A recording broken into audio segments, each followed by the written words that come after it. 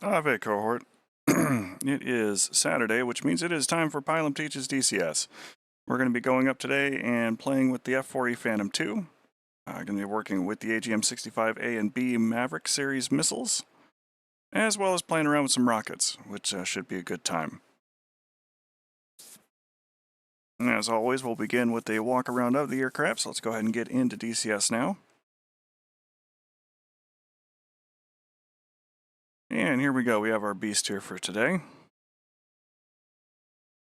Starting on the left wing and the outermost pylons, we've got Zuni rockets in a triple pod.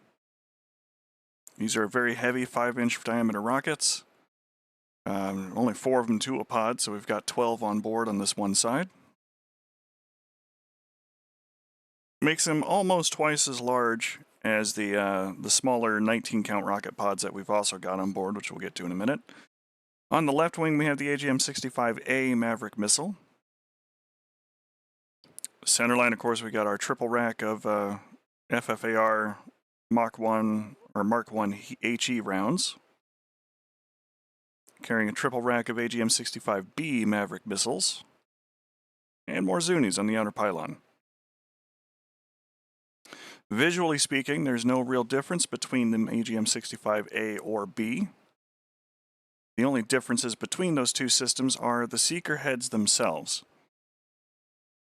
The AGM-65A comes with a standard 1x zoom TV camera in the nose, so it has no other zoom modes or capabilities.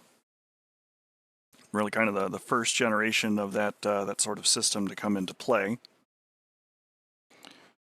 Where the 65B has a fixed 4x narrow field of view for its seeker head. Now, we would eventually come up with a selector method of being able to toggle between one zoom setting and another, and would combine both of those most critically in the AGM-65D, which is an infrared seeker head as compared to TV, which is what these missiles we have on today are. So these, not so good in low light conditions or nighttime, but the deltas could be used at night in poor lighting conditions and have a wide and narrow field of view that is selectable through the pilot's trigger or the Wizzo's trigger. The Delta variant is also potentially useful as a poor man's forward-looking infrared, as long as you keep at least one missile on the rail.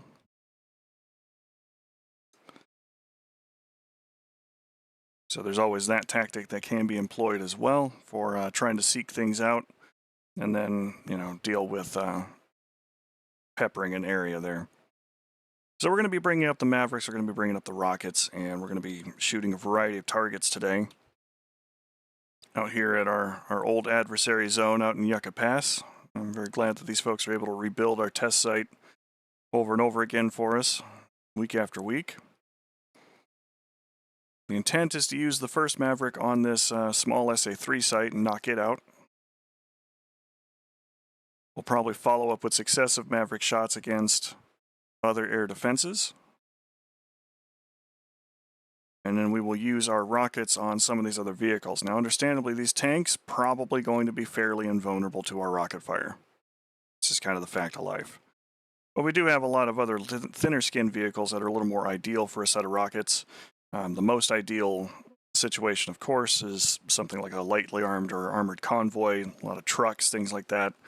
Those are really spectacular to try and light up with a bunch of rockets.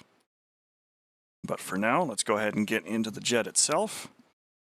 Get our head tracking all situated here and give things an unpause.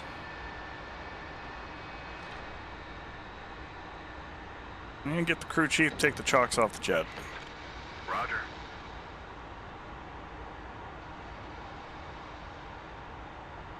Canopy down and locked, lights out, and stripes aligned. Yes, sir. Chalk's out. You're all set, sir. Good to go. Have a safe flight. Disconnecting. Alright, so while we're taxiing up, there are some things that we need to understand about Maverick, especially as it relates to the F-4. In some of the more modern aircraft, there are things that you will see, such as being able to select it, and some aircraft have a... Good morning. Some aircraft have a countdown timer that will tell you how long it will take the Maverick missile to... All right, tell me. You know, be... Are we going downtown on this one? No, Jester will be fine. Roger. But some of them will have a countdown timer in it to let you know when the seeker head will be turned on and available for use.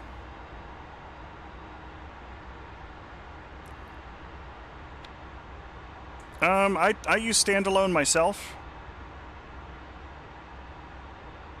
but you can use Steam. There's a lot of folks that still swear by using Steam for that. I tend to use standalone because it does let me get some of the aircraft ever so slightly earlier than Steam does when new ones come out. So it's really kind of up to you.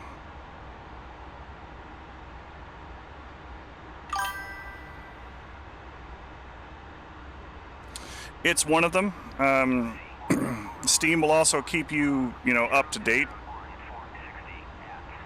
with, any updates that come downrange by downloading those as soon as they're available. Whereas, if you're using standalone, you'll have to get into the launcher and do an update that way. So it's really 6 of one, half dozen of the other. The biggest thing, though, is that if you go from Steam to standalone, you cannot go from standalone back to Steam.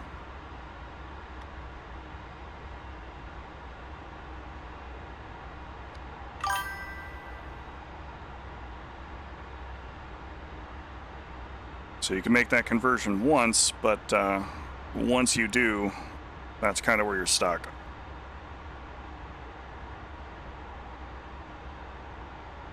Less of a problem these days, though. From what I understand, Steam does have a lot of the aircraft available on the days as soon as they launch. But a little less certain about some of the pre-order times and discounts and things like that when those do come up.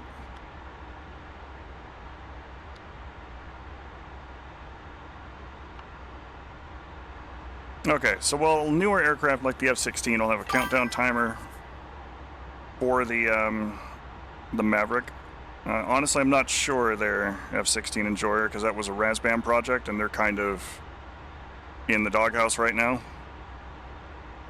And until that gets resolved, anything that RASBAM puts down range is on hold. I'd like to see a flogger, but that's kind of where we're at.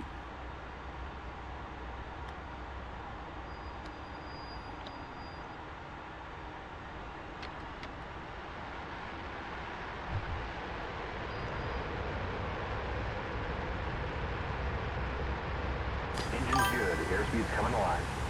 80 knots. 100 knots. We got a little bit of time before we get to our target area, so all's good there.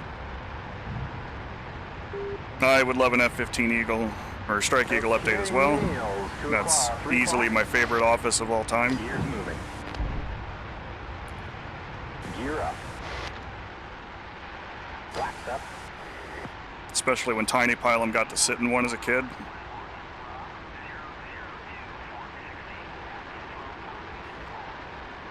Alright, so as we take off from home,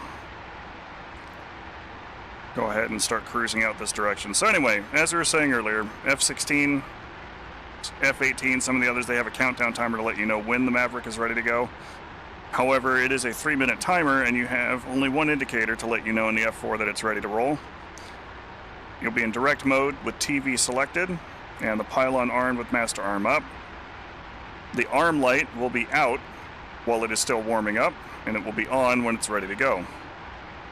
We do need to select our DSCG screen mode down to TV, and then we'll do a standard trigger pull there, and now we're looking through the seeker head of the Maverick.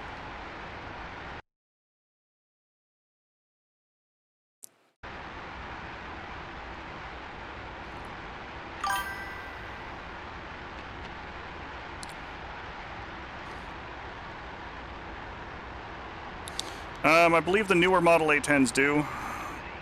A lot of those do tend to just kind of warm up and spool up automatically, where it's a little more manual with the F4. That's one of the key differences there. Roger. Okay. Alright, so it's actually the right pylon is where I've got these Mavericks today. And we can tell which Maverick we're using because this cross without 4 dots in the middle of it is an indicator that we are in the 1x zoom mode for the Maverick A.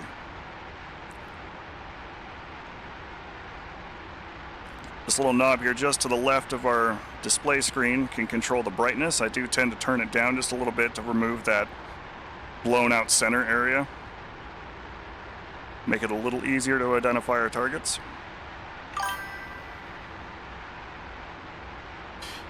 I do have the 65Bs, those are on the opposite pylon. And I'm actually going to start with the B models. So I do want to try and get a little bit more distance out of that for shooting that SAM. So you saw the large cross for the A model Maverick, and this is a smaller cross with 4 dots to indicate a tighter zoom pattern on the B model Maverick. We're not carrying deltas today, but if we were, you would see the large cross to indicate wide field of view or 1x zoom, and a smaller boxed cross with the little dots on it there to indicate the tighter zoom.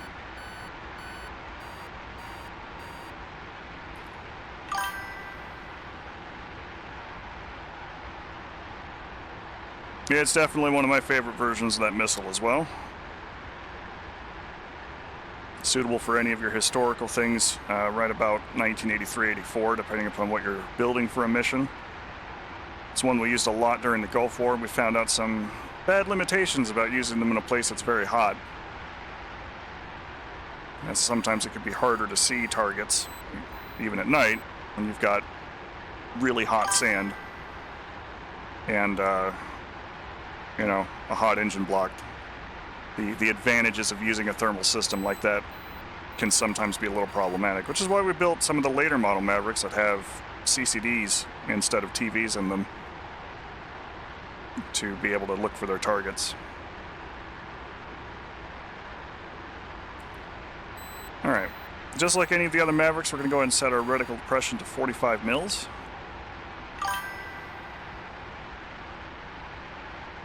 As we go into the air-to-ground pipper mode, this is now roughly aligned with the seeker head of where the Maverick is looking. The Su-33 is in the game, yes.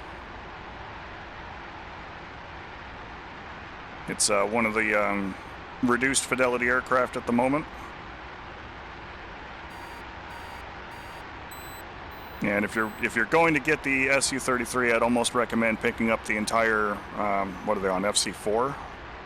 Flaming Cliffs 3 or Flaming Cliffs 4 packages, so that you can get all of the aircraft that are in that reduced fidelity state in one package, rather than buying them individually and paying the same amount per aircraft rather than getting a discount for getting all of them together.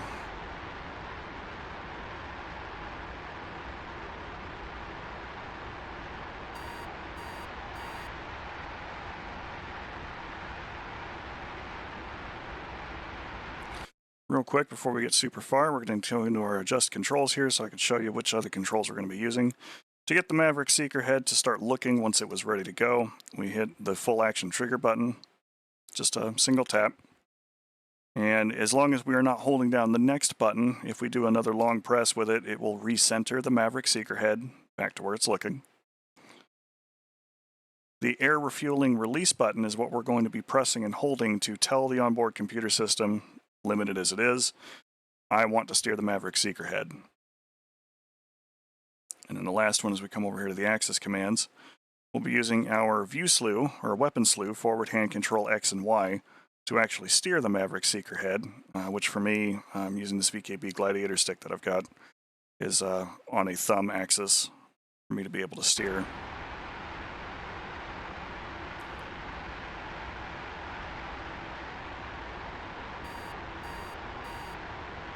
So the point kind of here at the ground, we'll push the air-to-air refueling button. You hear the subtle little click for turning that on. And we slew the seeker head around. And again, there's no indicator on the HUD to tell you where the thing is pointing. So you really only have that center reference point if you've got your reticle depression set. But we let go of the air-to-refueling button, we do a left trigger click, or a trigger click rather, and it will recenter.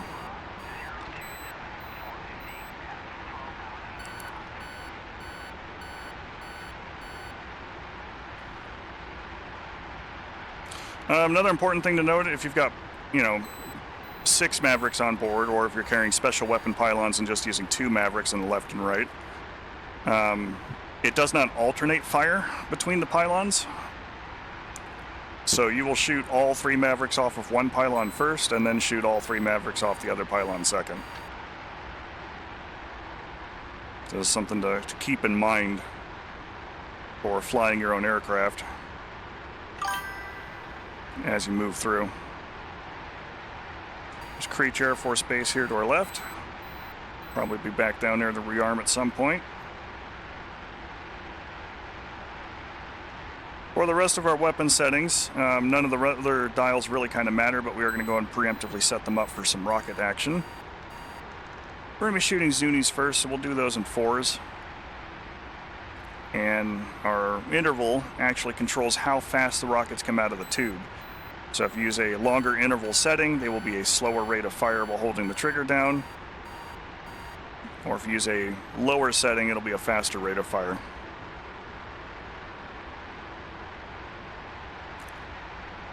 Just play with the brightness there.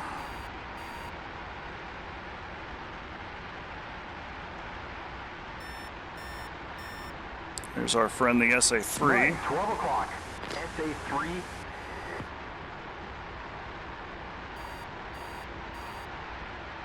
Mavericks are really kind of ideal for hitting a variety of moving targets or heavily armored targets.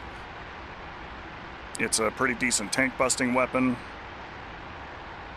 It's capable, especially with some of the larger warhead types, and you can carry a couple of those on the F-4 depending upon the mission that you're flying. I believe the G variant has a large warhead.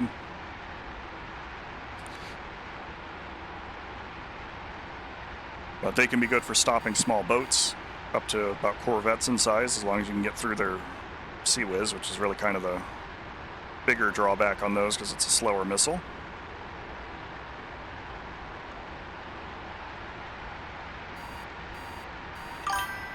Very fire and forget. I can do one for the 88 again. Take the F-16 up to do that one. And go through using the HTS and how to get the best use out of that too, because a lot of folks will go up with the HTS and leave it searching for everything, including, blue 4 SAMs that may not actually be a threat to you. And it takes a much longer period of time to sort through that than if you turn off a lot of those other threat indicator looks.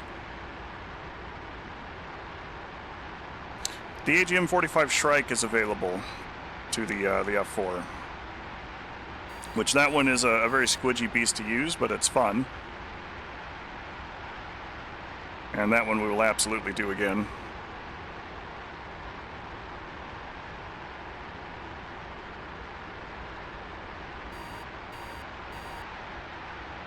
Why not? We'll make that next week's.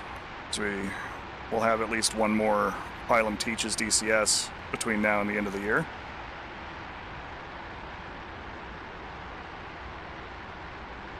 All right, let's go and pause here for just a second.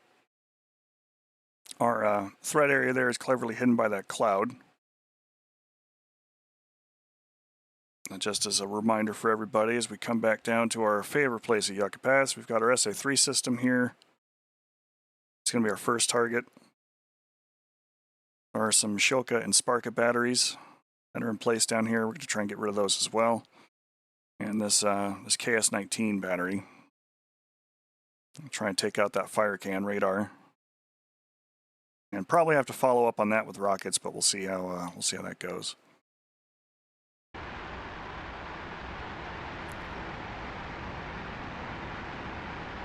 Anticipated range that you can actually achieve a lock with the Maverick was about 10 nautical miles, plus or minus a couple. Like, I would really not anticipate getting much more distance out of it than that. And you do have to have a very decent contrast lock. especially with the A and B model Mavericks. That's essentially what it's looking for, is a difference between the target and the area around it.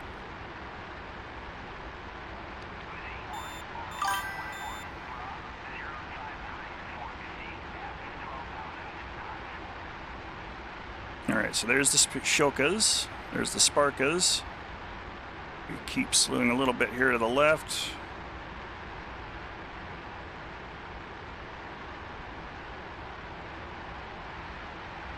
Missile, 11 o'clock. We got a stinger right on our nose. SA-3.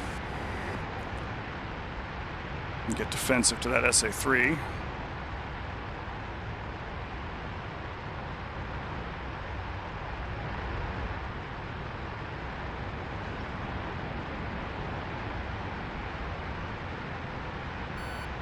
Correct.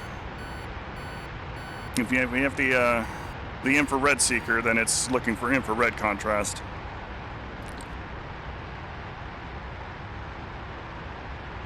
Which I have struggle bust around a little bit on that one with Afghanistan as I dial the temperatures way up on that.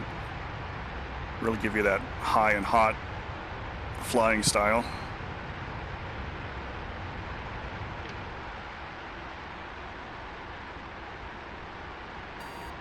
Now we're going to go and extend a little bit more here, and then we'll turn back around and catch that SA-3.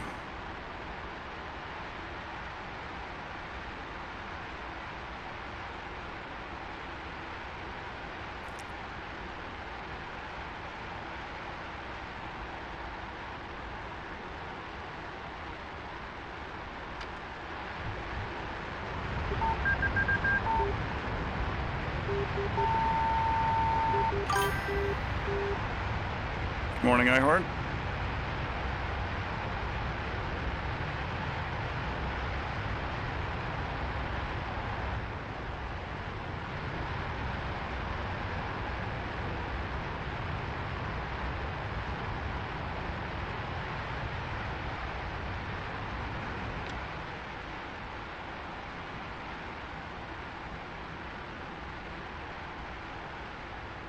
I believe our enemy's friend, Mr. Cloud, might be continuing to pose a problem here. But we'll work around him, since that's the way that weather works.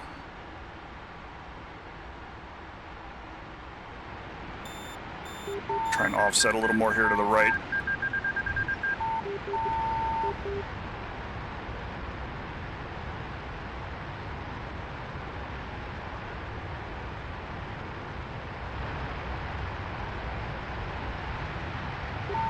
Okay, that should be better.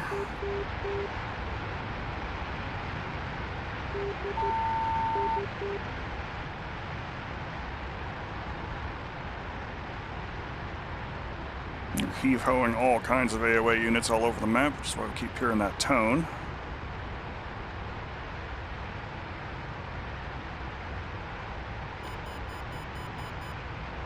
That's a stinger, 12 o'clock. SA-3. Rifle.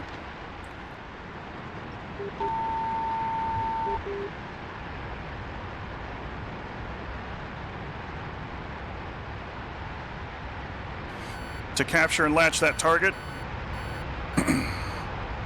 is a matter of just pressing that AAR refueling button we talked about earlier and letting go. The seeker head will automatically try and lock something that's underneath it.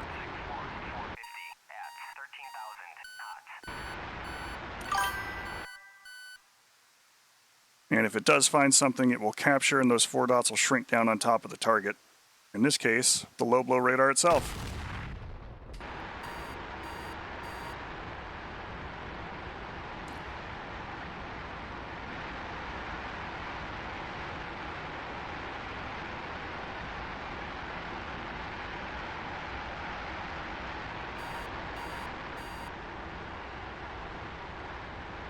Okay. SA-3 is about the most dangerous thing that it would try and take out with the Maverick. I would really prefer either a mess of bombs, sending somebody else in with harms, or if all I've got are Shrikes, then, you know, try and take a shot at it with Shrikes instead. as they are much quicker to utilize than a Maverick is.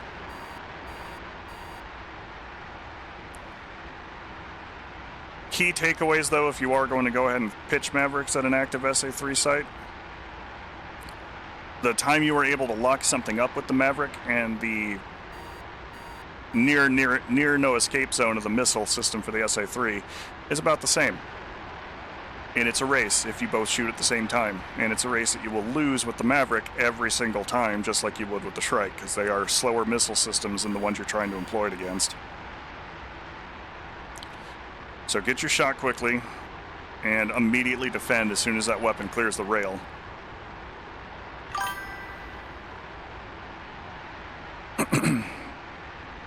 Ideally, you're going to want to put terrain between you and the target, much like what we did here today. As a large mountain, a forested region, other buildings are all much better chaff than your aluminum strips of foil. But use those too.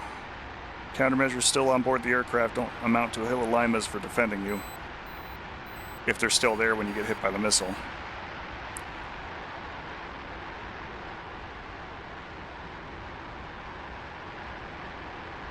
Alright, let's move back into the zone. We're going to pick off some of the other air defenses. Start with the tighter zoom there on the B model Mavericks. And we'll roll in a little closer with the A models there.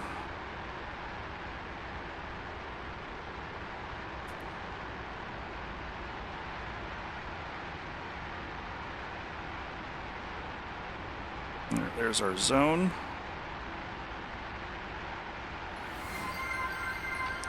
Appreciate the follow. These things really do help the channel go around. Alright, so there is our other sight, rifle. And we'll see if we can get the Shoka battery next. There's our building cluster. There they are. You do have to have a steadier hand with the pilot on this one because they are not ground stabilized by any means, as they might be with newer aircraft.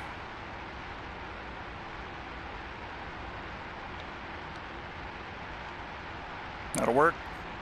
Rifle. And we'll swap pylons.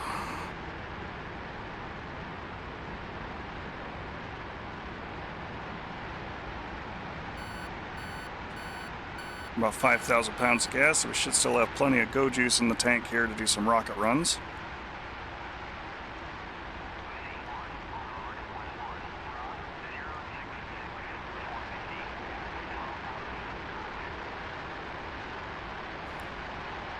Now they are a slower weapon system, for sure.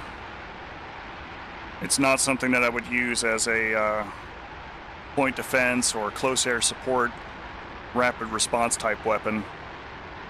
You know, for that I really do prefer like Mark 82s, because you could do a lot of things very quickly with a mixture of snake eyes and slicks.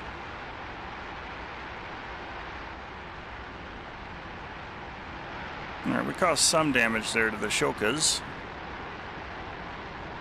Go ahead and turn back in a little bit, see if we can't find something for the other Mavericks to deal with.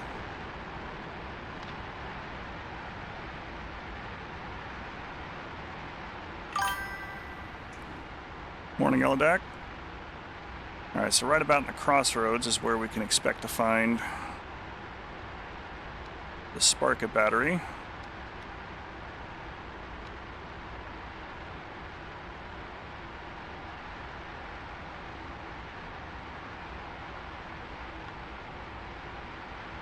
I'm getting a little close.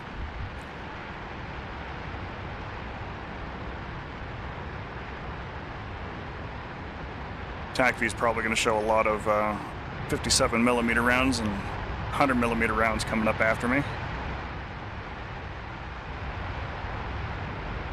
As close as we are.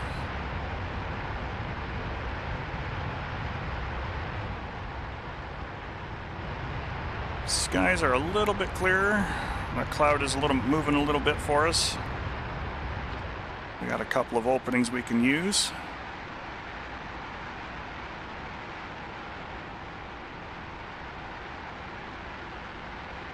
As we take our partially aerodynamic brick into the fight.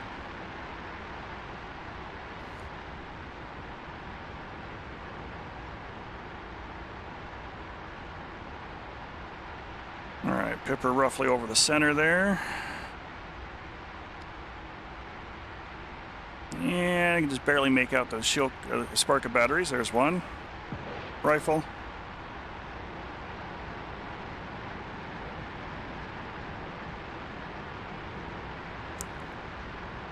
Yeah, the lack of zoom on the A model Mavericks, you know, if you're doing a historical thing and that's all you got available, that's definitely going to be something to get some practice with.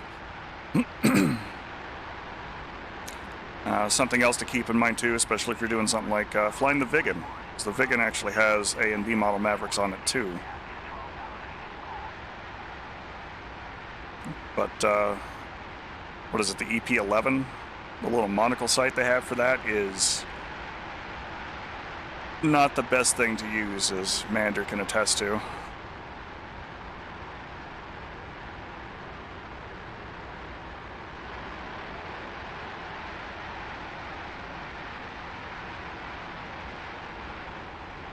The little display we've got there for the radar is probably about twice the size of the one in the Viggen.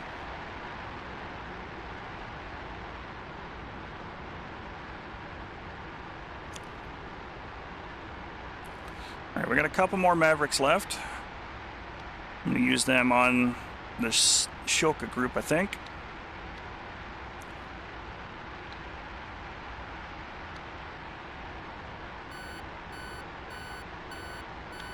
There we go, target locked.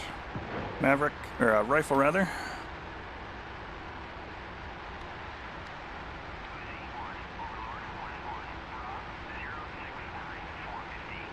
And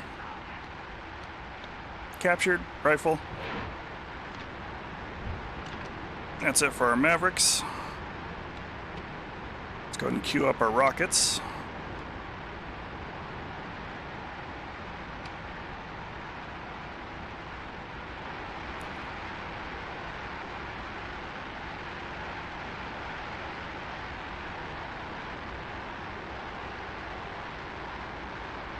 All right, that looks like the Shokas are done.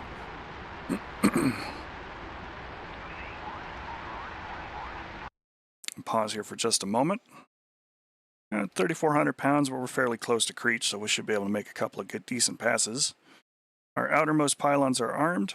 We are in rocket and dispenser for mode for our weapon selector, and in direct for our weapon delivery mode. I've set about a 0.9 second interval and an interval of 4 rockets. So one full trigger pull should dispense 4 rockets fairly quickly out of our little 12 count rocket pods there on the outside pylons.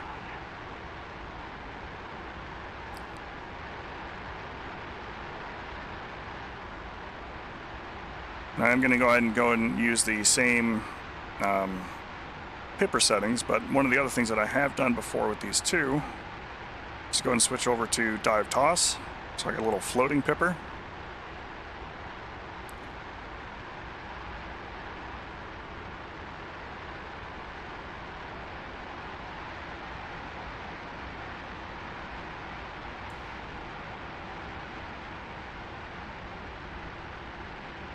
The art of the rocket is the art of the feel.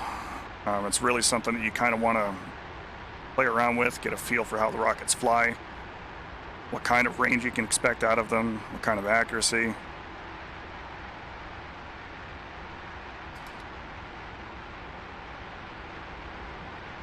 And I should have been in direct. Should have been in direct rather than that. The aircraft I'd recommend for beginner is whatever one you are the most passionate about. Because DCS is something you're going to be sinking a lot of hours into to get competent with. And it's a lot easier to do that in an aircraft that you kind of care about, rather than getting discouraged by, you know, things not operating the way that you quite expect. Oh, Varies from person to person how quick you pick it up. Mander, I can tell you, was someone who had never played simulators before DCS. And once I actually got him, because he's a huge fan of Swedish aircraft, so once we got him settled in the Viggen, we probably took, it was somewhere in the neighborhood of 30, 40 hours of doing nothing, but here's how we're doing this weapon system today. How do you feel about that? Good? All right, cool. Let's move on to a new weapon system. So over the course of several weeks, we managed to get that to work.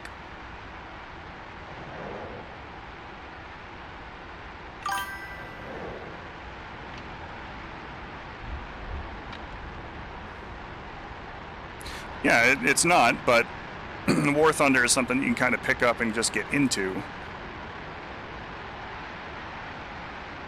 Whereas with DCS, you could spend, if you don't know what you're doing and haven't looked around anything on YouTube or anything else, you could spend hours just trying to get the jet started without breaking something in the jet before figuring out, oh, hey, this is the procedure I should use to get it going.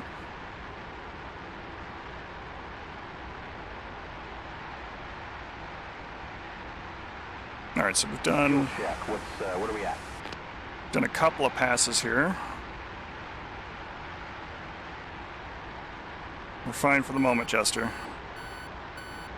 Appreciate the warning, though, as we cross the 2,600 pound mark. So we're going to have to be fairly quick, and we'll grab new stores and come up and continue the fight.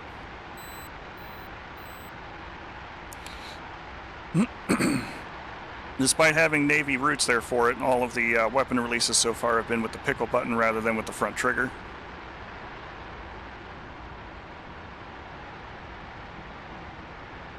Whereas in all of Navy airplanes like the F-18 or the F-14, you pretty much utilize front trigger for a lot of the weapons that fly off the jet and the bomb release button for anything that falls off the jet. I'm going to try and rain a little bit of hell on these Sparka batteries.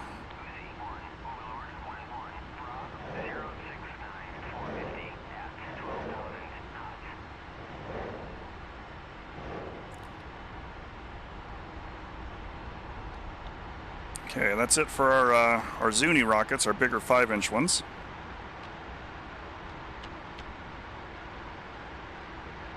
Do have some FFARs on board. No, not the variant that they have. The MiG-29A is a dogfighter and kind of a light ground attacker. It can carry some iron bombs and some rockets, but no guided munitions.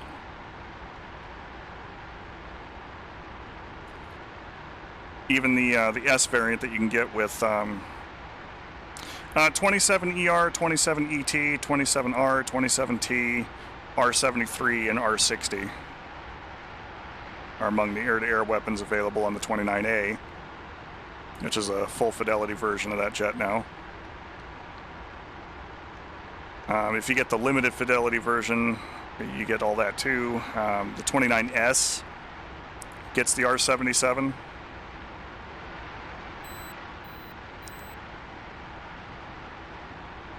And that's flyable.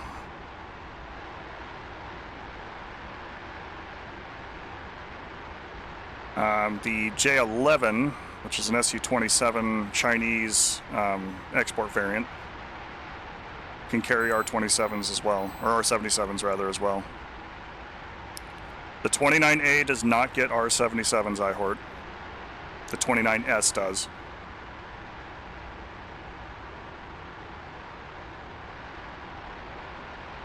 And the 29S can carry them on all three racks rather than just the innermost pylons where the heavier air-to-air weapons go. Oh, I see you said S with a little s, like MiG-29's plural rather than MiG-29 Sierra. Sorry, that's how I read that. My bad.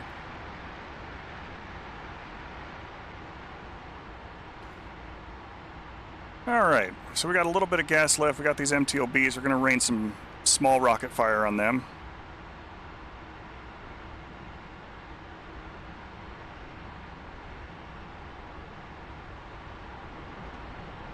kind of an area weapon, that.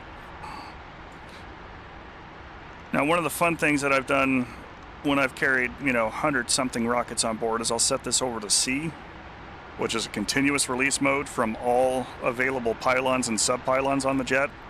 So it'll just empty rockets from all of the tubes simultaneously that you've got selected for as long as you're holding the trigger button down. And given that we're crossing down under 2,000 pounds, I think we will pick a quick target here. Unleash hell real quick.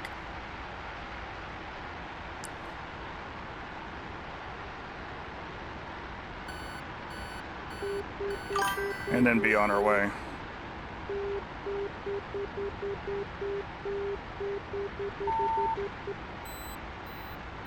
And for our victim du jour, we choose this guy here.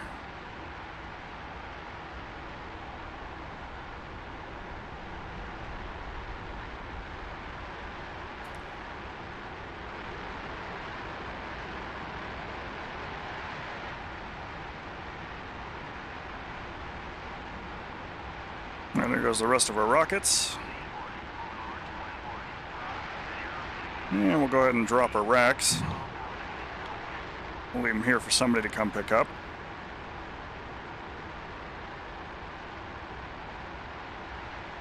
And we'll go ahead and ease on home to Creech. Should be, what, 77 X-ray? 87 X-ray.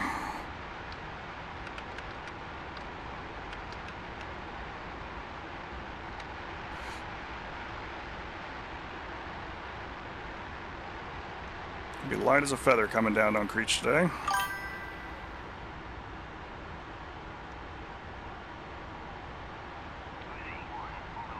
DCS has not done that. That's a chief edit to put SD-10s on board.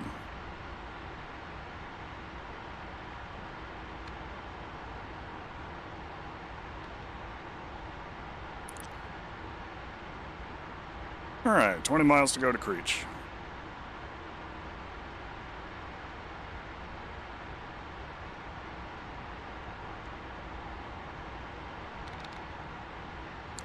Master caution letting us know that we're down to 1,600 pounds. So we're going to be light as a feather coming in.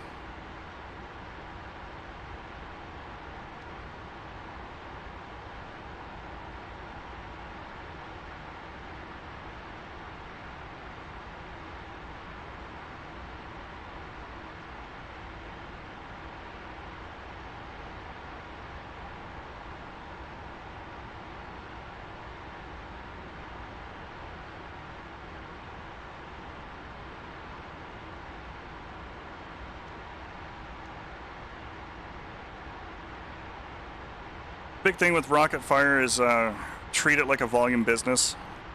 You really want to put enough rockets downrange to saturate your target, get the hits that you need, especially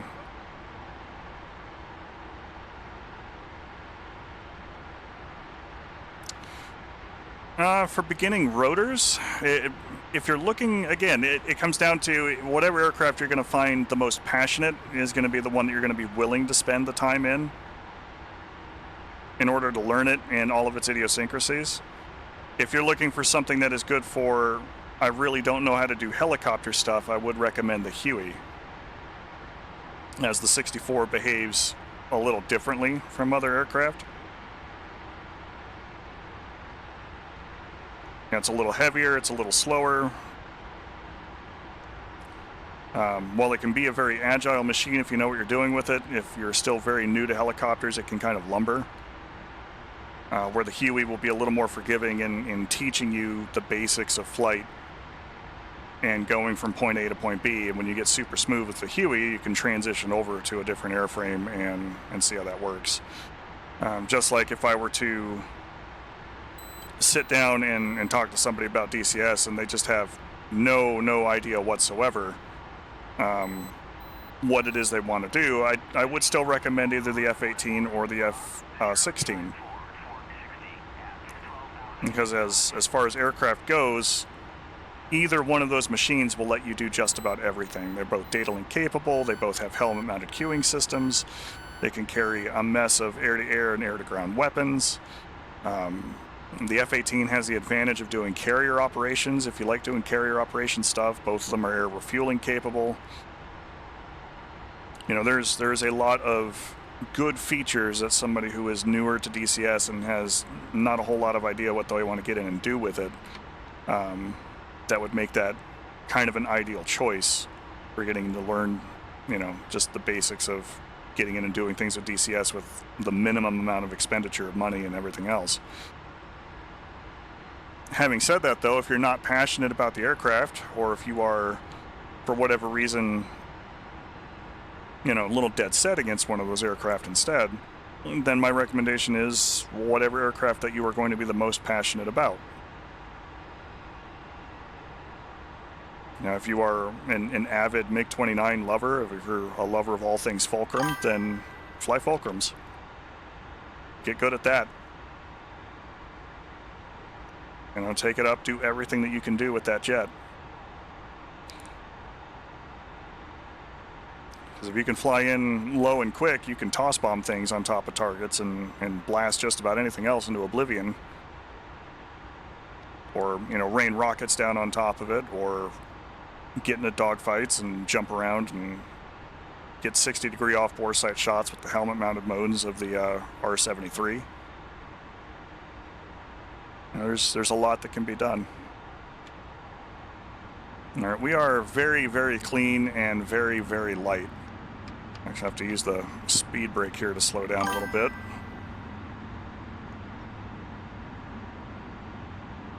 Both the continuously computed release point or continuously calculated impact point modes are available for the MiG-29 as well, to help improve the accuracy on top of that.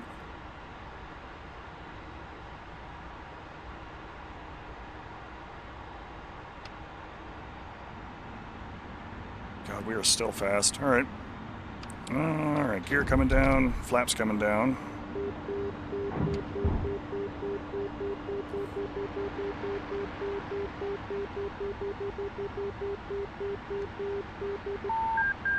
Trim the aircraft a little bit here.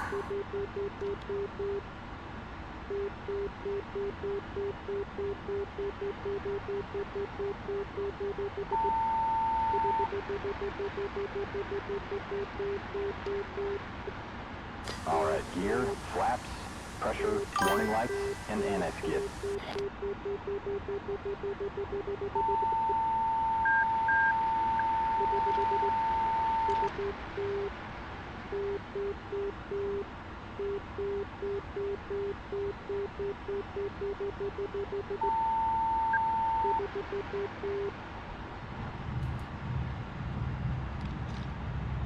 Our drogue chutes deployed.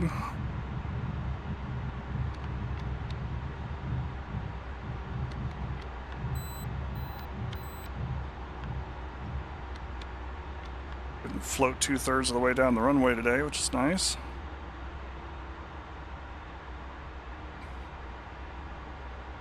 It is still something that I recommend, is getting acquainted with the ground weapons and how they operate in DCS and how they operate for your platform of choice. Because you never know when you're going to get into a situation where there's just no aircraft to go up and kill.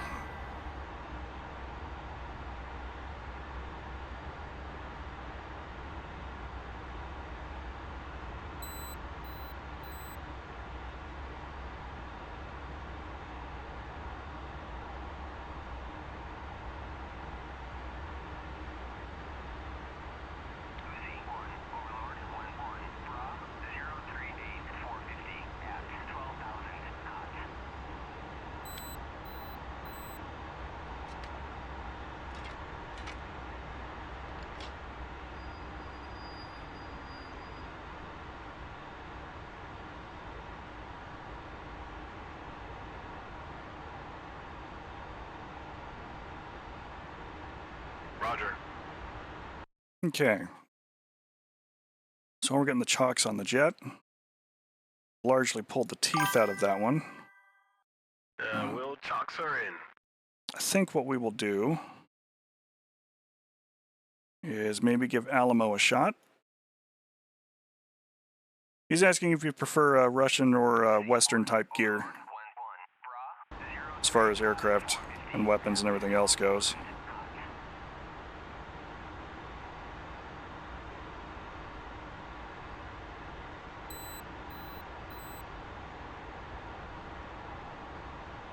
Do a Maverick on that pylon and a Shrike,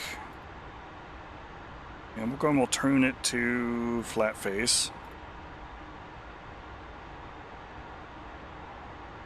Make sure we carry some sidewinders with us, as I'm pretty sure, as I recall, there are some angry birds out there.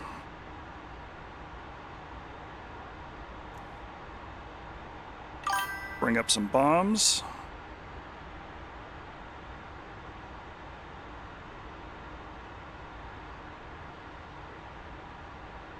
And some rockets. Request refueling. And we will go and attack an extra site today, Copy. since we wanted to talk about the Shrike.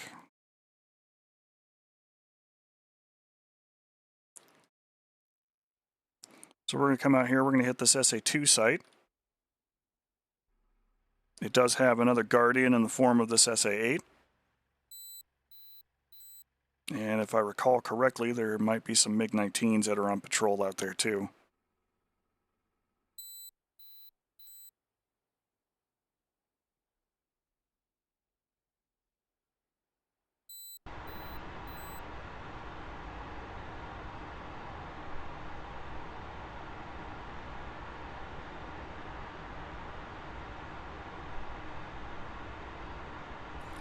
Gonna be a minute or two here while the plane gets all gassed up, so we're just gonna go ahead and activate some time compression here.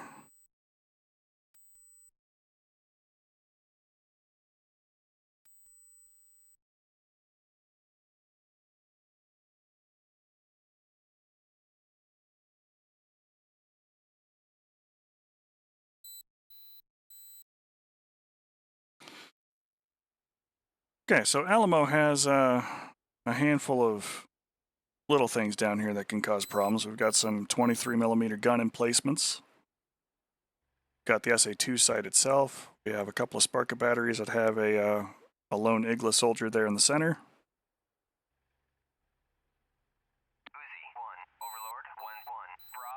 And we have an SA8 OSA guarding the site as well.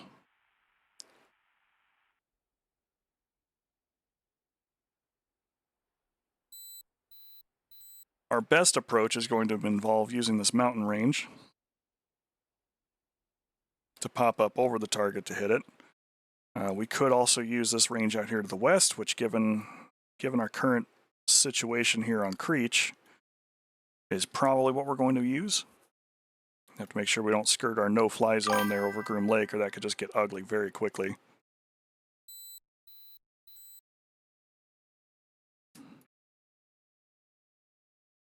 Since it is the NTTR map, it's only a 50-mile trip for moving most of the way across the zone. It's not as big of a map as a lot of the others.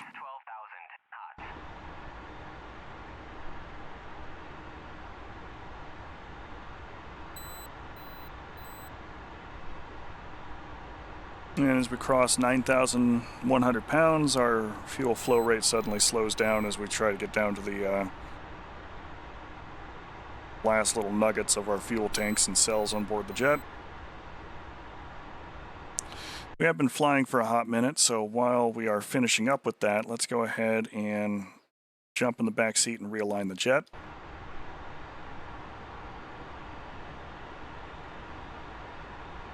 And then take the INS system out of its coupled mode, and we're looking at 36, 34 and a half.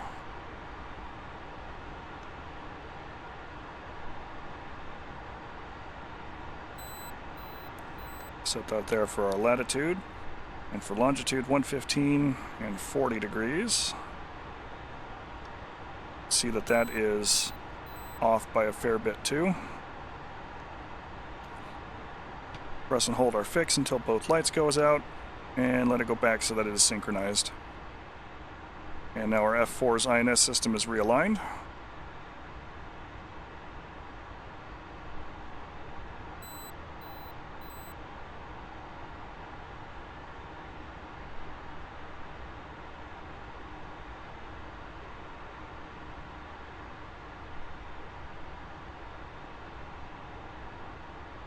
Going to bring our seat back down. And just adjust our field of view camera again. Be a little more comfy for my flying. Just over 10,000 pounds. Another minute or two to go while we are waiting on the rest of that fuel to get on board. Gonna speed that up with some time compression here.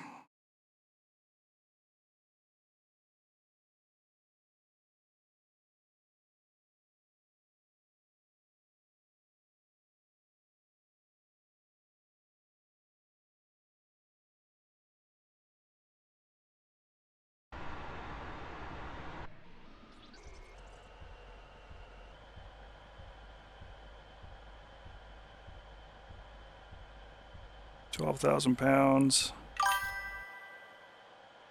Refueling complete.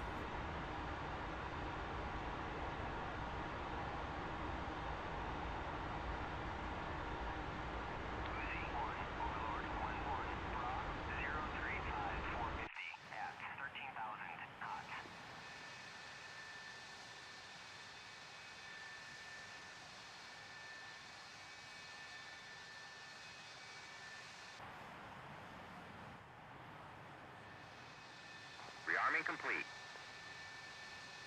All right, we're going to go ahead and take a brief pause here as we go ahead and do another walk around the aircraft since we've changed the loadout.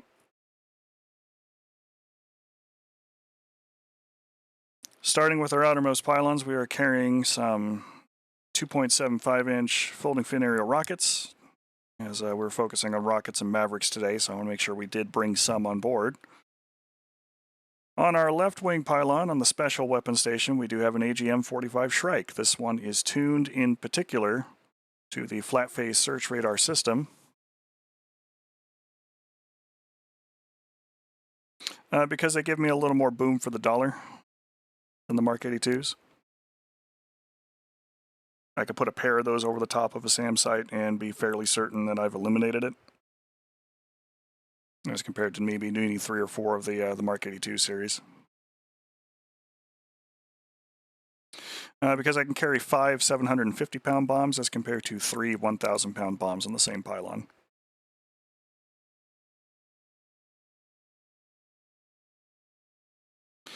All right, so the Shrike looks an awful lot like a Sparrow, and that's mostly because it was built off of a Sparrow housing. It is a weapon system that was our first generation anti-radiation missile.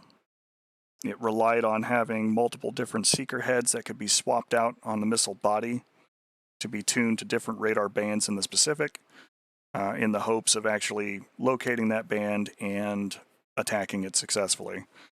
As such, it is a slower missile, and just about every situation where you're going to be throwing a Shrike at a radar, this missile is going to be outrun by every other missile system that would be shot up against you for it. So anytime you throw a Shrike, you're going to be close to the target, ideally within 7 nautical miles. And if it shoots at the same time as the launcher on the ground shoots, if you haven't defended from the missile system, you're in trouble. Because Shrike is a first-generation system, you'll note that it spins while it's in flight. And that spinning does serve a point. The Sparrow missile doesn't do things like that. However, the radar on the inside of the nose has a little horn on the inside of it that will spin in kind of a cone shape. And that's what the Sparrow is looking for, is that altered radar reflection from the spinning part of the radar while you're trying to capture that target and hold onto it with a continuous wave system in order to guide. The Shrike is shooting at a target that is emitting radar on the ground, so to mimic that same sort of spin, the missile rotates in flight, which is why you see it kind of twirl as it's traveling through the air. This one does have a Willie Pete charge in the back, so that if you get close enough to the SAM site, but perhaps did not damage the SAM system, you'll have a smoke marker on the ground for about 2 minutes that you can follow up with other weapons, or have somebody else in your flight follow up with other weapons. Is always a nice touch to be able to do. But the big problems and downside of Shrike is that if the radar system on the ground, for whatever reason, stops emitting, if it was a track radar system and it was looking at you and then stopped, if it was a search radar system and the operator shut it down, if the missile wasn't released inside of the narrow 3-degree seeker head range that it's actually got in order to try to track that target, any number of things happen that it stops receiving that information to guide home, it will just fall out of the sky. It does not remember where the target was. And that really kind of goes for any mark of the Shrike. We use Shrike from the Vietnam War all the way up through Gulf War, the first one in 1991. It was largely supplanted by HARM as a weapon system. We started using standard ARMs in the Vietnam War, but those were very expensive, and Air Force pilots in particular, if they fired a standard off, would be expected to fill out some paperwork when they got home, highlighting the fact about why they fired a standard, as the missile system is about $1960, mind you here, $7,000 a unit for a Shrike or $140,000 for a standard. So when you're fighting war on a budget, that matters. It's hard to keep expensive weapon systems employed. Now, expecting company and other trouble, we are carrying a pair of 9L Sidewinders on this rail as well. For centerline, we got our Sparrows and 750-pound M117 bombs. Yeah, Storm was an expensive piece of kit, but it was able to engage a target from much further out. It had, in some of its slightly more than prototype designs, a moderate ability to remember where a SAM site was, even if it turned off its radar system to still try and attack it. So it was a much more capable system, but it was a very expensive system for the time. On the opposite pylon, we are carrying a single Maverick B variant. So we're going to try and, get in there and do our thing with that, carrying additional 2 Sidewinders on that rail, and then, of course, the rockets on the outermost pylons. Because I don't have the 9Ms available on this map, the NTTR map that I use for a lot of the training is one that I've engineered for like late 70s, early 80s type combat, prior to the 9M being available. So a lot of that newer kit and equipment I've just, pylon limited so that it's not actually on the jet. Keeps it interesting to have limitations like that. Now, there's only so much seal clubbing is exciting. If I came through any of these missions with an F-15E and a bunch of JDAMs and everything else, I wouldn't even have to get down and dirty into the mud to go actually fight the systems. I could just kill them from orbit.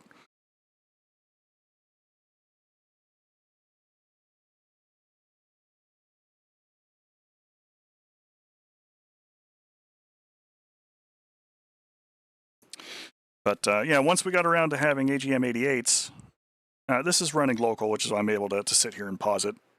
Especially for my teaching time, I like doing those either local or single-player hosts, so I can actually get into some of these things here and talk about them in the middle of the moment, rather than trying to talk through it while also flying the plane. But we got a little bit of a trip to Alamo, so let's go ahead and get on our way, and we'll continue our conversation there. Roger.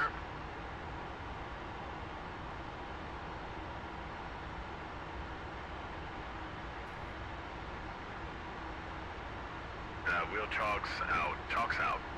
Okay, sir, you're all set. Have a safe flight. Disconnecting.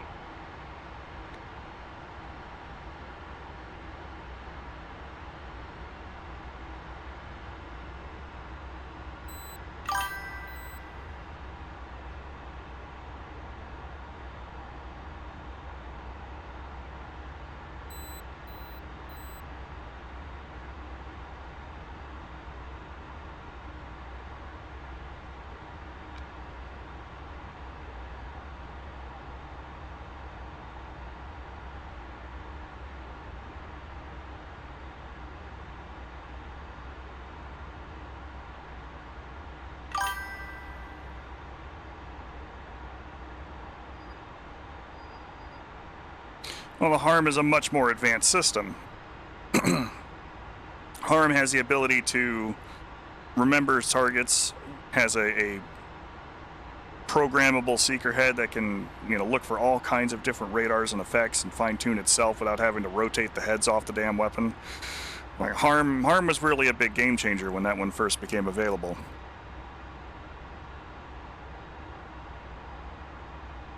We threw a whole bunch of harms at Libya in 1986 to great effect. We used them a lot in Gulf War. We've used them pretty much ever since. It's an extremely capable weapon system, but it has a lineage that roots itself all the way back to the Shrike.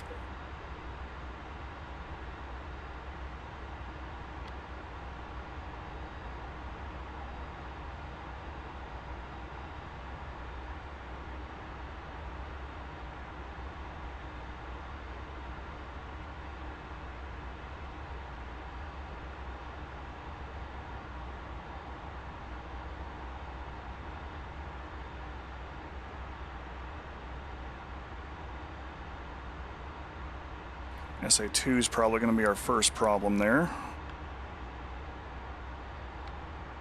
Let's go ahead and set up for that.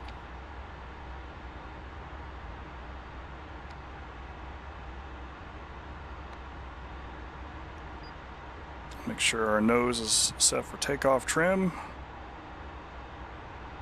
Flaps are down. Tell Jester to go ahead and give me Wilco, the other target steer point. diversion steering set.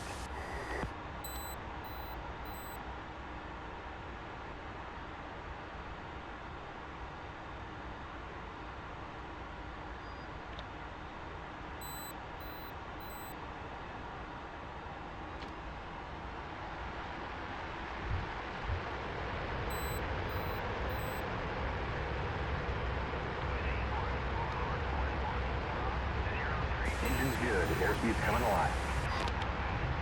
80 knots. 100 knots. A little bit of a crosswind here at Creech. Nose is coming up. Nails 8 o'clock. And we're up.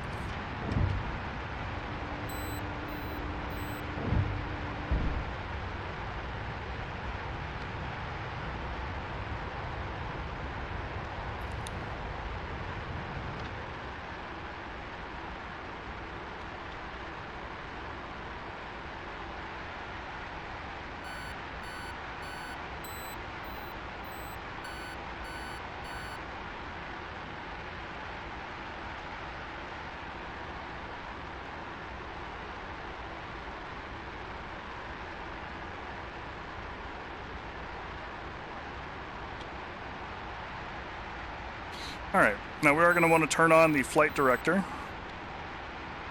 for the Shrike.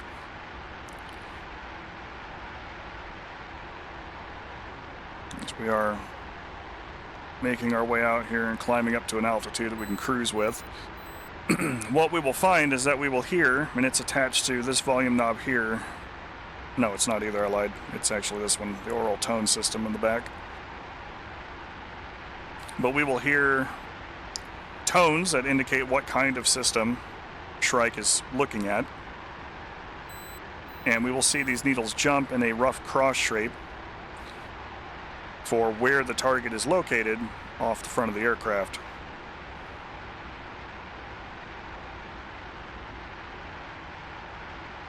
When the tone is loudest and the needles are as centered as they can get, we're pointing, in theory, directly at the system.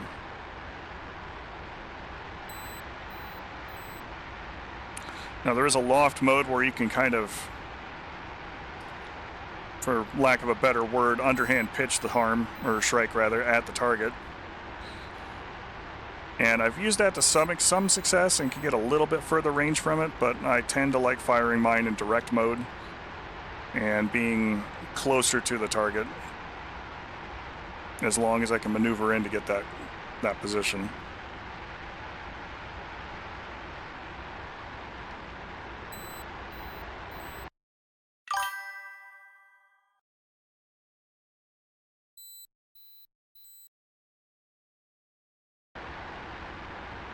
From what I've seen with it so far, that chart is still mostly correct, but I've not had any successful hits against an SA-8 system in a long time with Shrike.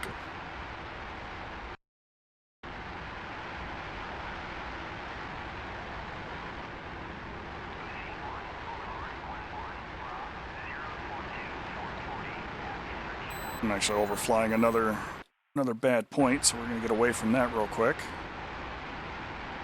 Saw those tracers come up.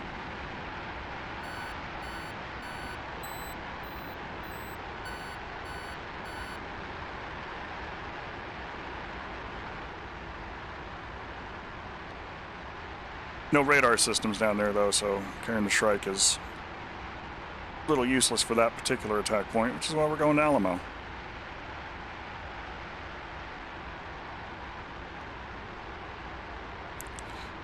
Campaigns-wise, I'm very much a fan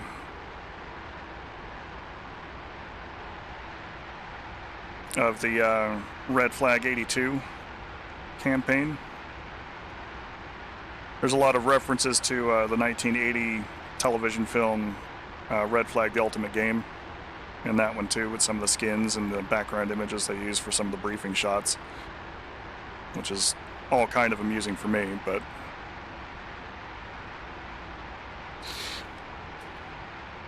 it's a very finicky system, and it's one that you kind of got to know what you're using before takeoff in order to get in and do the thing. Flat face I know works really well. Low blow works really well. Any of the SA2 ones work really well. Like all of those seeker heads are as listed in the actual, you know, orange tick box where you can select what seeker head you're looking at. It's when you start trying to use Shrike against systems that are technically inside of its range in seeker head. 22 miles, 13,500.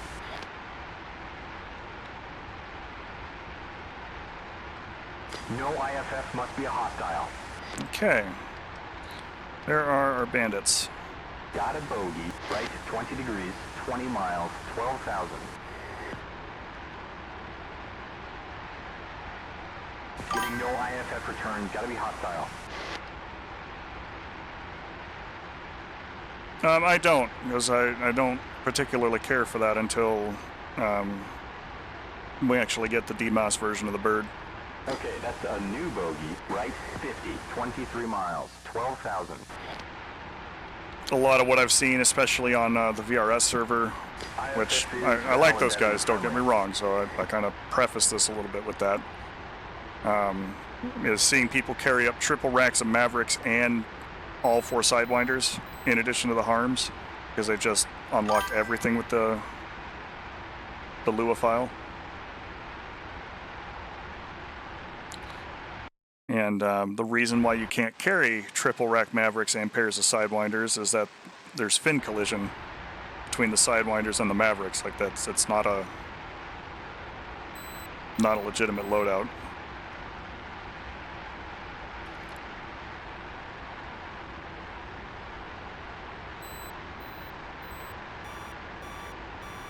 The SA2's looking at me now, but damn, we've got mud. 11 o'clock. SA2. We have a friendly. 2 o'clock. 8 miles.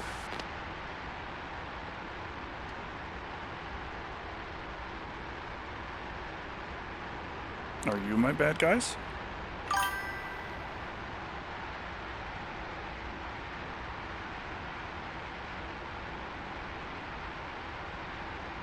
Yeah, we'll see what happens. It'll get here when it gets here. I'll be a happy camper when it does, and in the meantime I've got, you know, things like the A6 and the Tornado to look forward to. And we're passing 25 miles.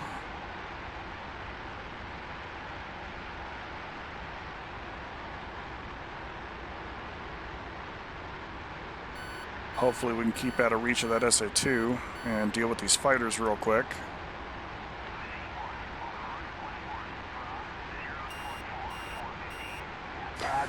All right, Chester, let's get him. Yes, sir. SA8. Block. 1 Mississippi, 2 Mississippi, 3 Mississippi, 4 Mississippi. Shoot. The upper range limits there. KC-135, 3 o'clock. Let's keep them coming. Box 1.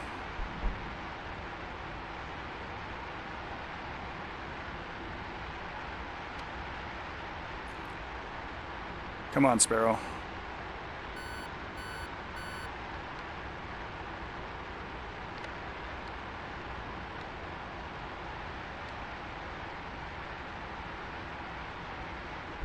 Box 1. Oh. And I killed him.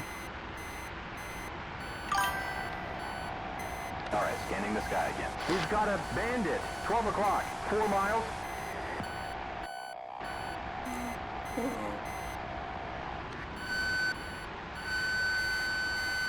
Box 2.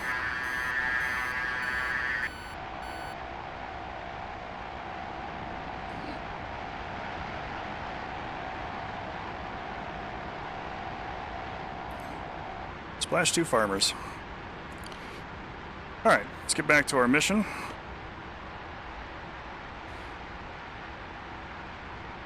Double check the old map here. We're actually going to be in a good position and we can scoot up this other ridgeline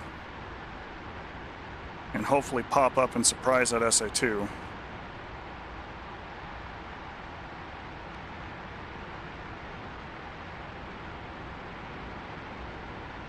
I'm going to go point at it real quick just so we can see the Shrike do its thing. Still well outside of the reach that I'd want to even look at it with. And pause. So we can hear the tone, which I can't hear it now because I'm paused, but the flight director is showing us where that tone is coming from. And if we look very carefully way out here, slightly off center to the right, and if we look off to the right, just off to the right of the Pipper, we can see the center of that SA2 site where the radar is actually coming from.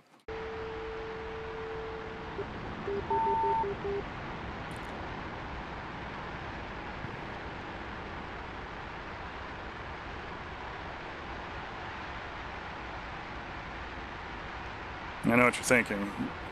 But Pilum, if you're going to get within 7 miles, you could surely shoot a Maverick at it. And you're not wrong, I could. But, as we talked about a little bit earlier, Maverick can be a little slower of the weapon system to use. Whereas with Shrike, as soon as I let that thing go, if I'm pointed correctly at the target and all of the other parameters are good, it's just point and click.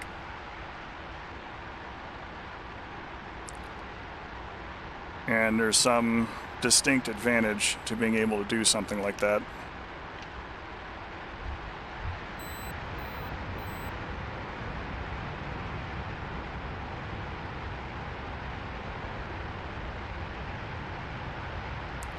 All right, we're going to come in low.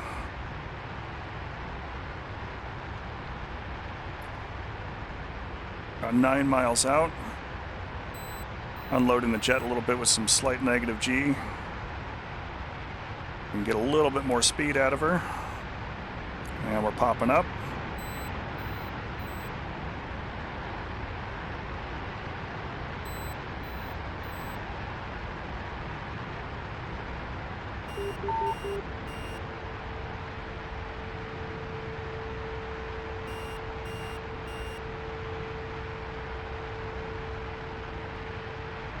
Magnum.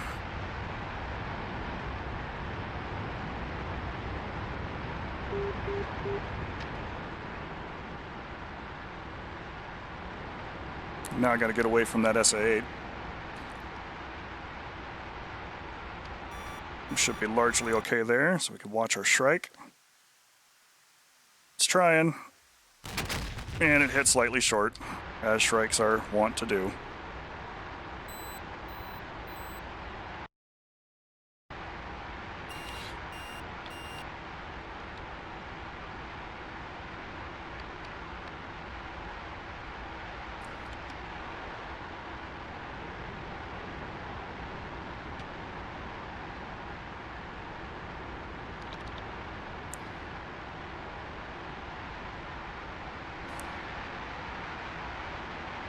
Because Shrike wobbles like that, sometimes low altitude and low angle onto your target area, which we were kind of shallow. We were very shallow for that kind of a shot.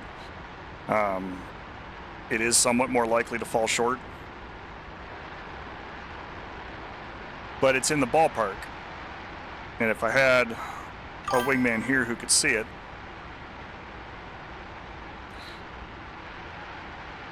you know, we could follow up with some iron bombs.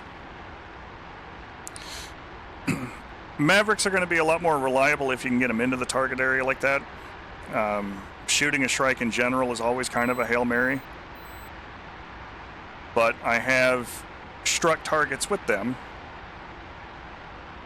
So it's kind of a trade-off to how you would prefer to fight and what kind of weapons you do have available on board the jet at the moment.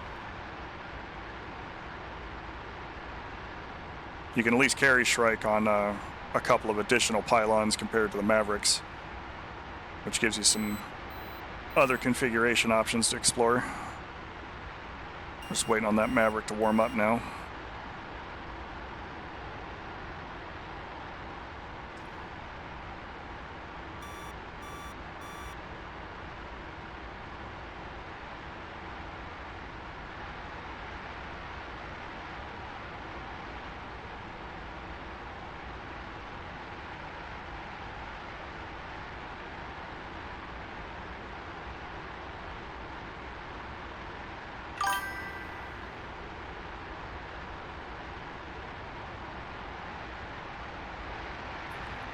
To be honest, I've used bullpup missiles to kill SAM sites too, which is that's a rush.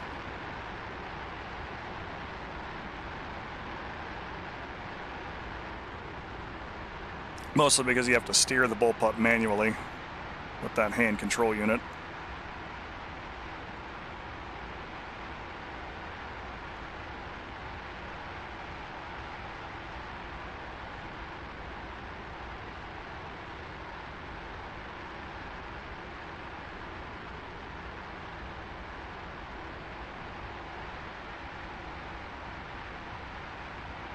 Let's see if we can't bait a shot from the SA-8 so we can get a clearer picture about where he is.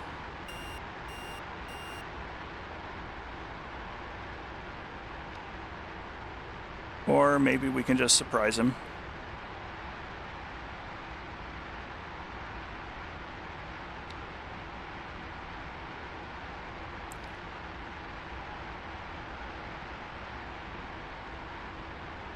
I want to say he is about there.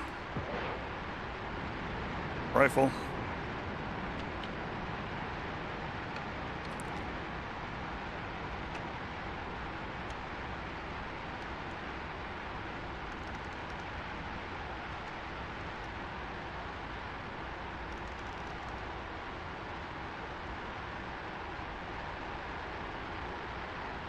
No, we hit near him.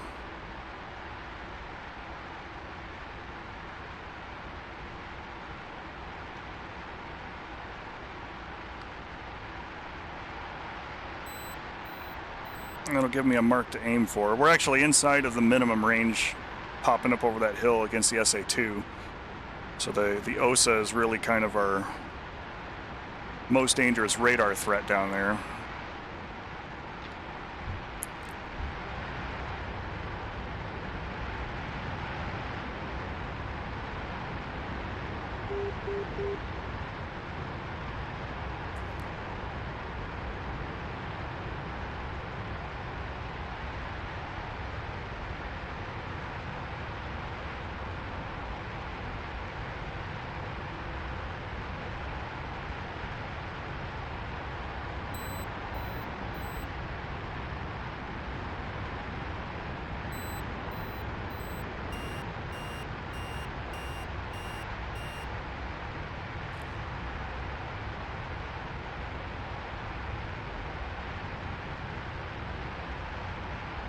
Okay, captured.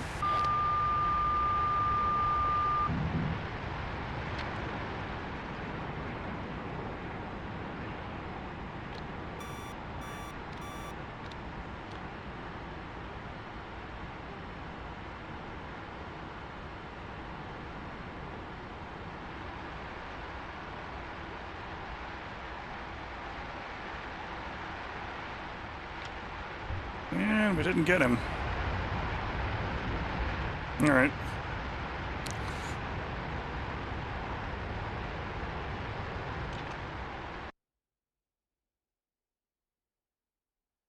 Oh. Just short of that fire. All right. Okay, let's see what you're doing, SI2. Or 3, 4, 8 rather. Good lord. Let's go ahead and drop our other 3 bombs. And I'm going to dial the ripple settings up a little bit.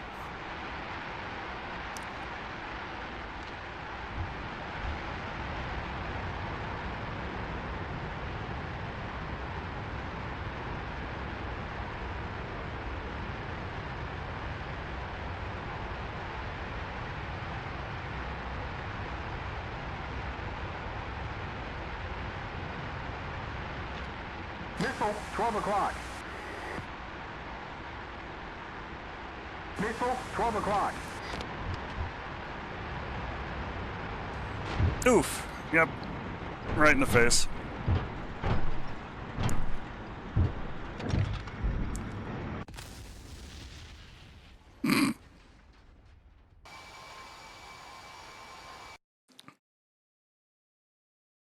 Yep, that was a rough stretch for us to come after with bombs. But that's okay. I don't mind sharing my screw-ups with with folks online too, because that's all part and parcel of it.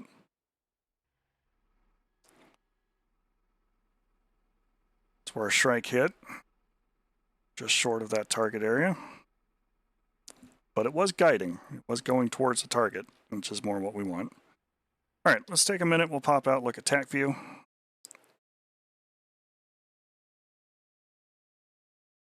And then we'll have some closing notes here, and we should be done here for the morning. I'm just pulling up the TAC view file here. And transition on over into that.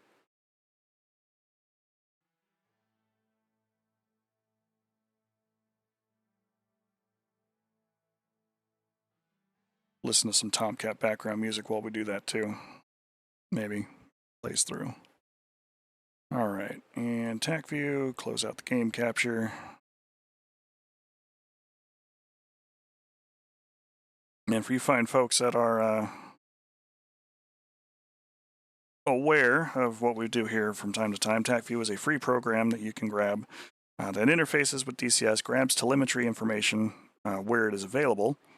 I guess some servers, especially PvP servers, will either limit or delay that information. And it puts it into an environment that you can get in and look at and review and really see what all happened. Usually I use it to answer questions like, why did I spontaneously combust? And, you know, from time to time that happens to be that didn't see that fulcrum hitting me with a 27 ET from long range. It just never pinged the radar because it doesn't. All right. So this is our undefended point, which I've just put down a SAM system and everything else for the sake of having one on display. It's not actually AI on, which so this threat ring means nothing to us.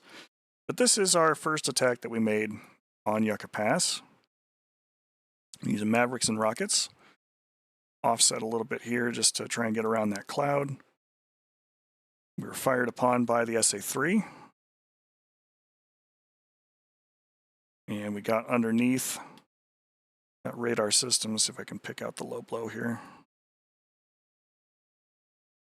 Yeah, right there we broke line of sight, which is where this dotted red line in TAC view indicates that the 2 targets you've got selected doesn't have line of sight to one another. It's actually the search radar I'm looking at there.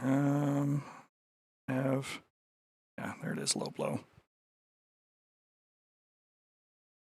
So we broke line of sight. He couldn't guide the missile to us anymore. Missile self-destructs as a safety feature. Hovered a little bit outside of his range, turned back around. Saw the cloud again, offset from that. Fires at us again, but we shot our Maverick at him, and as you can see, Mach 1.16 off the rail, 1.3, 1.2, 1.7 from this It's SA3 coming up after us. Still 1.7, and that's down to Mach 1.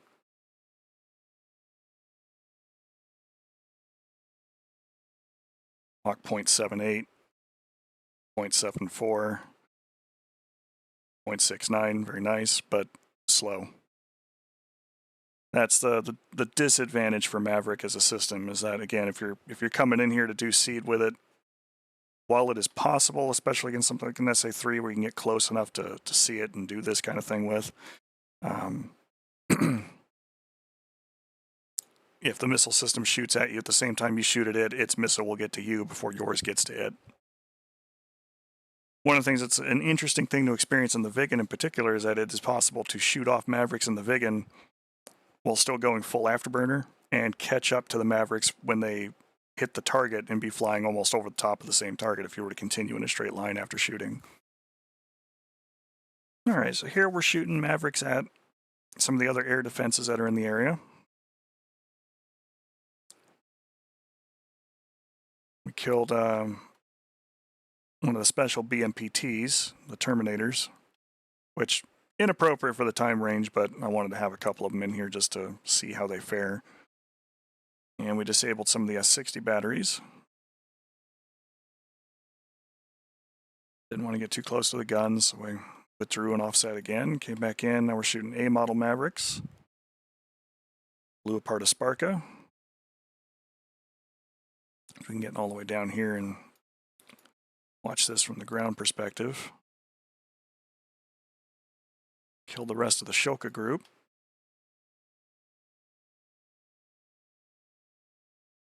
And I believe we're coming in with Zunis here at this point.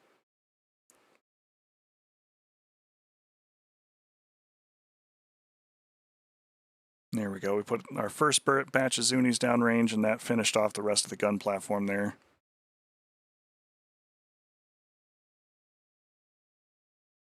The one thing I really wish that we had a setting for is shooting all 19 rockets out of a hydropod. So they really do tend to be area weapons. You can get kind of close with it by reducing the millisecond timer down for distance.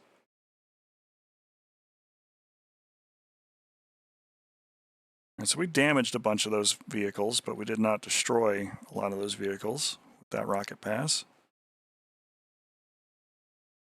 And then this one, we're coming down with our Hydras on the center line, the smaller rockets, or FFARs rather. Quite Hydra 70s yet, but close enough.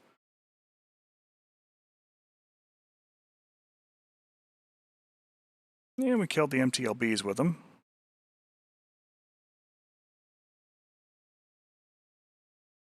They're good weapons against soft targets, which can include everything from radar systems to missile systems to trucks to light IFVs and APCs. Nothing short of a direct hit's really going to do anything to actual armor. We finished this BMP off with the first couple rockets, actually. The first ones we threw out of that salvo killed that BMP, and then the rest of them just kind of followed up. And you can see we got 1,500 pounds of gas coming into land.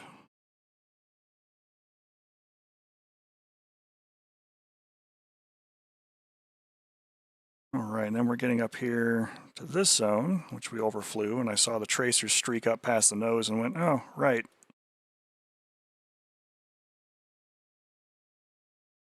Don't want to be there. And we have our extremely brief fight with these farmers, as they are on combat air patrol, just kind of protecting their little airspace.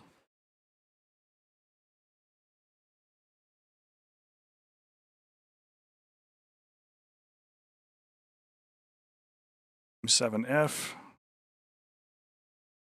Knocked him down. Fired a second one because I was uncertain as to whether or not he'd actually gotten away from it or not. And there goes our 9 Lima. Head on against him. He's dead. We get out here.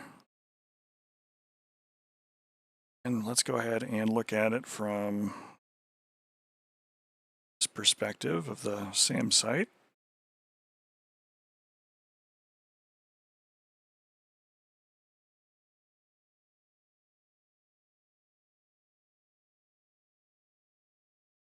The SA-2 and 3 system use the same search radar. His perspective, that's where we peeked up over the hill.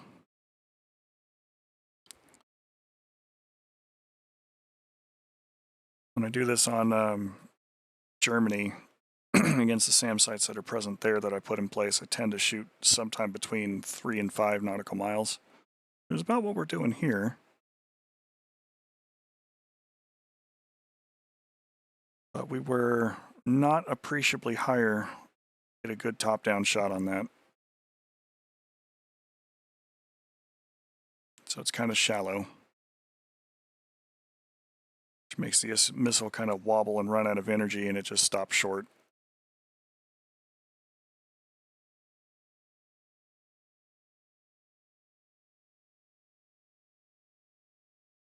Threw a Maverick in here. What I was hoping was the SA-8, but in reality, hit a building next to the SA-8.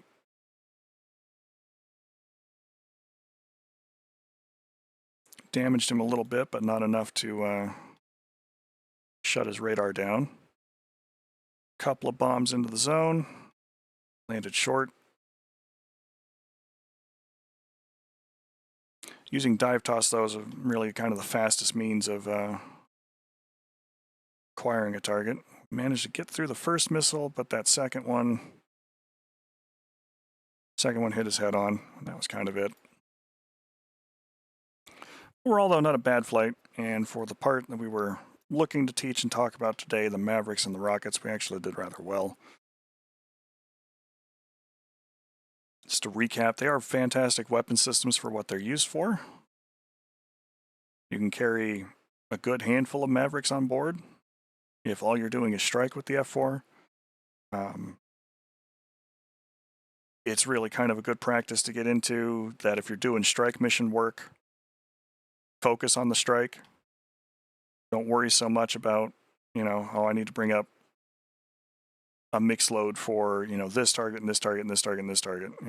Don't try to be that hero. Just if you're doing strike, work with your other aircraft that are in the area. Work with them to try and protect you. Focus on making your air-to-ground attack the best air-to-ground attack that you can make it. And especially if you're not carrying sidewinders, try not to put yourself in a position where you're going to have to rely on the weapons that you don't have. You've got a gun in the nose with the F-4 that can be helpful in a dogfight. You've got Sparrows on board the aircraft. If you can keep them a little bit at arm's length, 5 to 7 nautical miles, you can really help support that kind of a fight. But if you are getting up to doing strike, the F-4 and really any aircraft that's got bombs on board the jet is going to be not as performative in a dogfight as they could be. So know where your storage jettison is, and got to defend your frame, defend it, and get rid of the bombs. You can always go back for more bombs. You can't always go back for a new aircraft, depending upon where you're flying and what you're doing. With that, folks, this is the last one before Christmas, so happy holidays, Merry Christmas, Happy Hanukkah, whatever it is you're celebrating this time of year. Enjoy that. Enjoy your time with the family. We should be back for next week to do more Pilum teaches. I'll actually get in and we'll do some crazy things with shrikes and get some of those on target. Really kind of play around with those. And see if I can build something on Afghanistan for that, because that's always a fun map to get in and do things with. With that, I appreciate all the follows, the likes, the subscribes. Those things really do keep the channel moving, flowing, and going. My normal week-to-week schedule is kind of up there. I stick to that as much as I can, but with the holiday season, everything's kind of up in arms, especially at work. Hey, glad to hear it. Glad to have you around for it. I definitely enjoy doing the teaching aspects of it. I even enjoy getting up and just flying on Mondays when I can. It's been a little weird with work. as healthcare is always interesting during the holiday season that everybody else gets to enjoy. So with that, folks, always ask for consent, try to communicate as best you can with your partners, try to be genuinely decent human beings, and I will catch up with you next time. Thanks for watching, folks. Pilum out.